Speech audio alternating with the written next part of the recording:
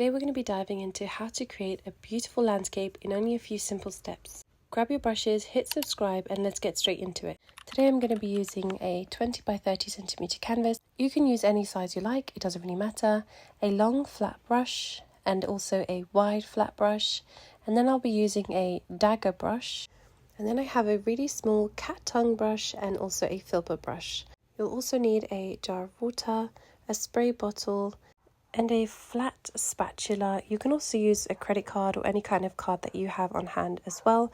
A paper palette. For colours today I'll be using Quinacridone Crimson, Cadmium Yellow, Lemon Yellow, and Dioxazine Purple or Dioxazine, and some Prussian Blue, and of course some titanium white. I've also got a towel and rag. Starting off, I've got my spray bottle and I'm going to generously spray the canvas until it is nice and wet.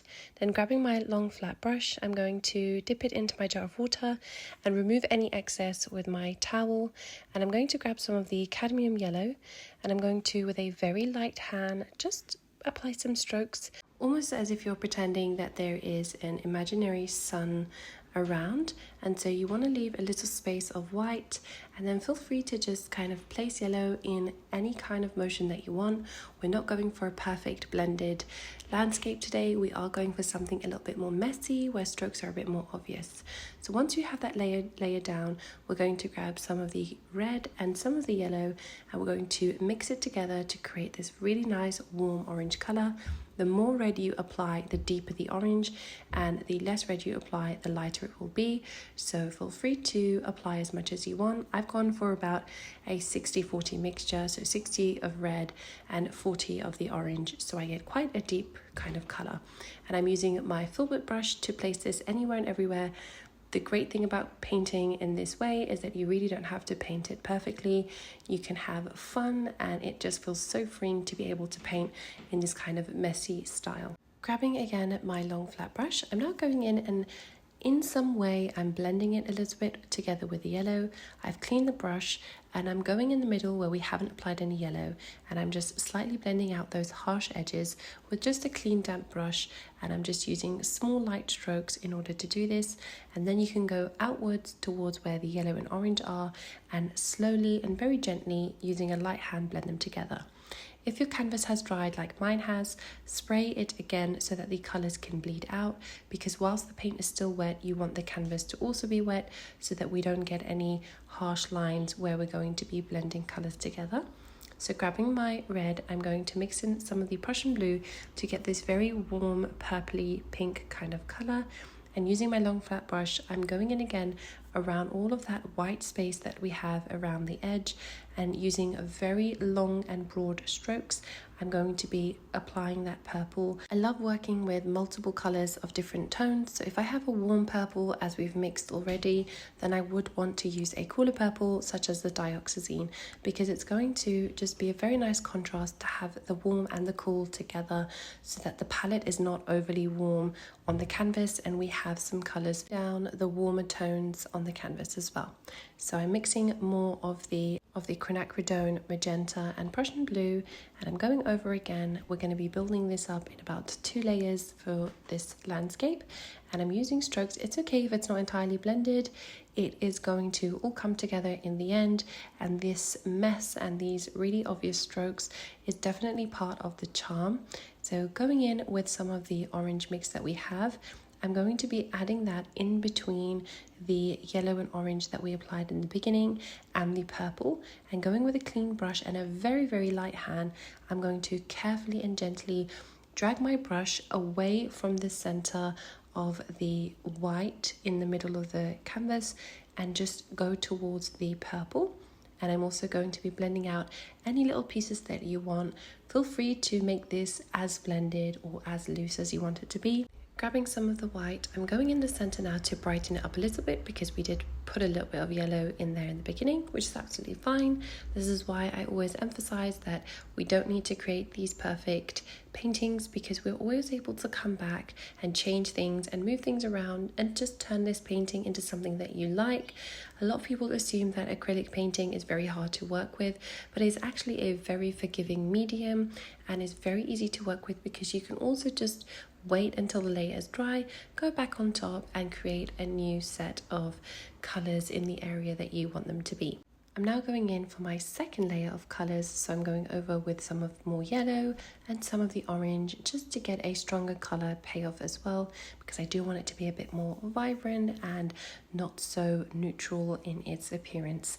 So I'm going over with the orange and some of the yellow, and we're working all wet on wet here just to make sure that our colours can blend together.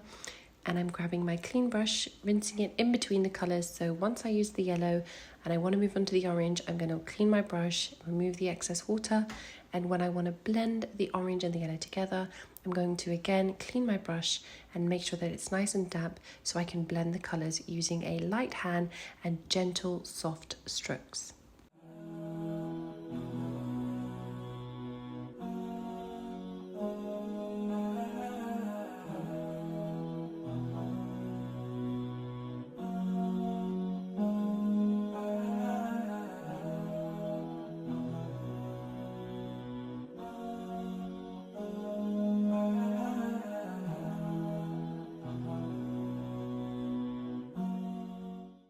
If you want to clean up the white part, you can just go in with a clean damp brush and use very soft strokes and kind of pick up some of the paint to lift it up, and then use your towel to dry off any paint that you've picked and go back again until you've removed any kind of the strokes or the colour that you don't want on the painting. Now doing the same thing, going in for a second layer with the purple side, I'm going to mix that red and Prussian blue to get our warmer purple tone. And I'm going to add those strokes in a very rough manner. I'm really not thinking too much about how this is looking at this point. We are just getting our base and foundation and building up some depth, because the layers will come through and you'll be able to see all that beautiful colour and different tones showing through in the end.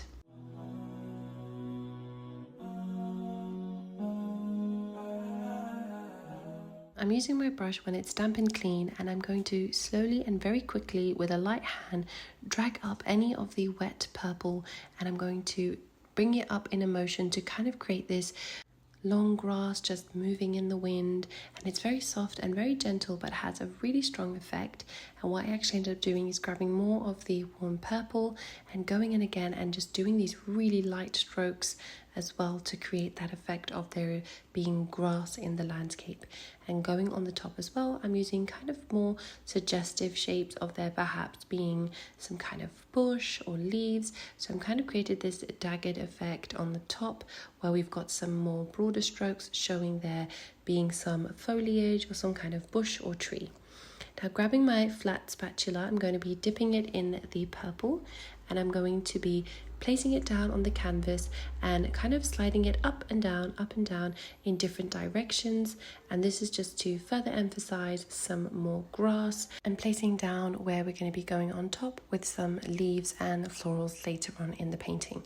So I'm going to be doing quite a lot of these. We're not going to be filling them all up, but we are placing quite a lot, as this just creates a nice general effect of the grass being nearer to us, because we have the wispy grass that we placed before earlier on in the painting.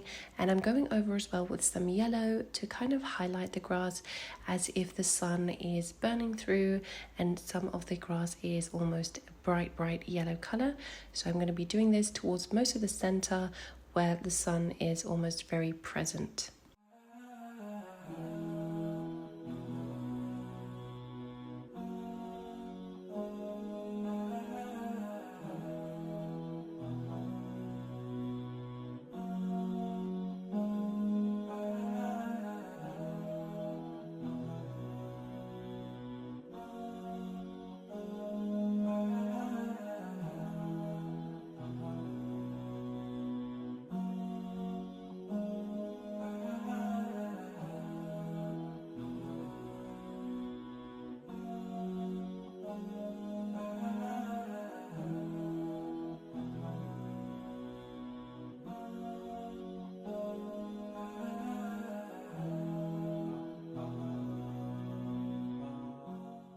Grabbing my Filbert brush, I'm going to start now placing down some petals and leaves.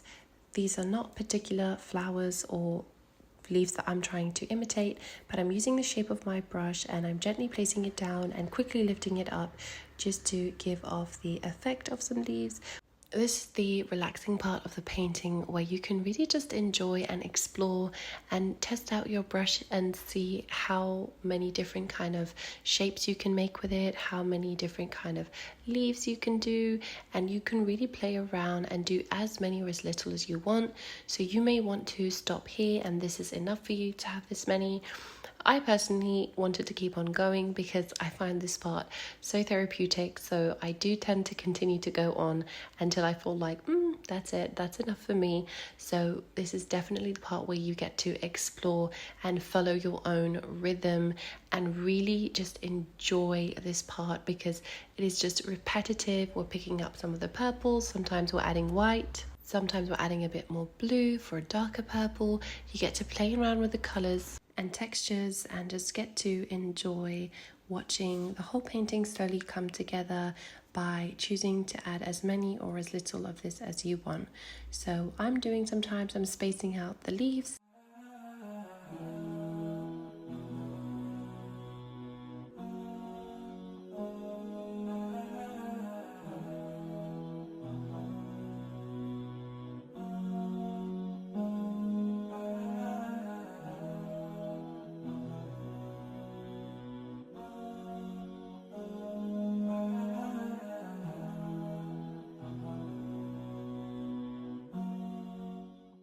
Repeating the exact same thing, I'm going to grab some of the yellow as well. I'm not really cleaning my brush because I absolutely love when there is more than one colour on my brush. So whatever is left from the purple, I'm grabbing some of the yellow, picking it up and then placing some of those leaves. I'm not doing as many as I did with the warmer purple and the lighter one with the white, but I am playing around with the yellow and adding that to our canvas to tie in the background and also the foreground. Then turning to my cat tongue brush, I'm grabbing some of the Dioxazine purple, which is a cooler purple, and some of the white, and I'm going for these more larger and bigger florals, and I'm kind of clustering them in 3, so I'm doing 1 stroke, 2 stroke, 3 strokes, and then kind of leaving it as that. Sometimes I might add a 4th, but I just wanted to add a slightly different composition to the leaves and flowers that we were painted before.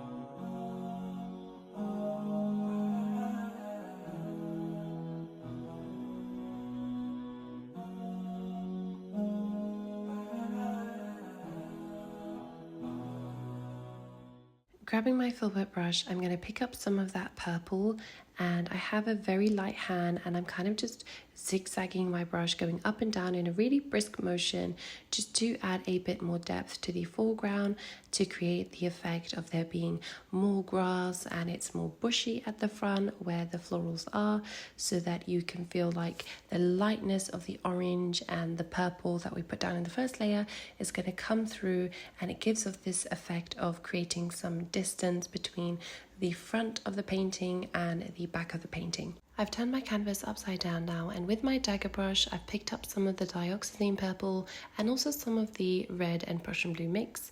Doesn't really matter which purple you're using, and I'm going in with a light hand and slowly I'm going to be pushing down and creating all of these leaves. Sometimes I'm pushing a bit more and so I get a larger leaf, and sometimes I'm holding it really lightly over the canvas so I get a smaller looking leaf. And I'm going to fill up this whole side of the canvas with all of these leaves. Sometimes I'm brushing over and connecting them together so we create these spaces of really intense darkness. And then towards the end where the sun is, the edge where you can see the orange peeking through, I'm using a lighter hand and less of the paint so that it is slightly more transparent than towards the edge on the other side where it's going to be deeper and darker in its color. So as you can see, I'm kind of just mushing all the paint together so that there is this sense of darkness as well.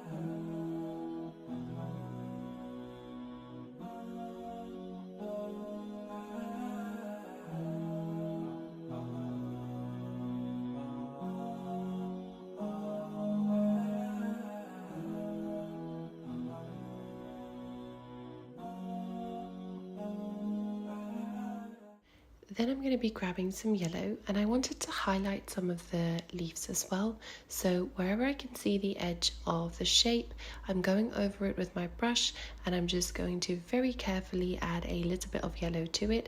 And then swapping to my cat tongue brush, I'm going to very carefully brush over it slightly just to blend it in so it isn't as harsh and doesn't have such a strong line and edge to it when it blends, so that it slowly melts into the purple as well. I flip my canvas back now, and using my cat tongue brush, I'm very slowly just adding these little squiggly wiggly lines underneath the leaves that we've just painted, just as if there are vines falling through. And I just wanted to create a different effect, so we had something falling on top of the orange and the yellow as well. And of course, if you've watched any of my videos before, you know that about 99% of the time I finish my painting with some kind of sprinkles. So of course, taking some of the purple, I had to sprinkle it over the yellow and orange, and where the purple side is, I had to sprinkle it with some of the yellow. So this is the finished painting. I really hope you enjoyed it. This was so much fun to paint. If you found this session helpful and enjoyed painting with me, please don't forget to give this video a thumbs up and subscribe, and I'll see you in the next video.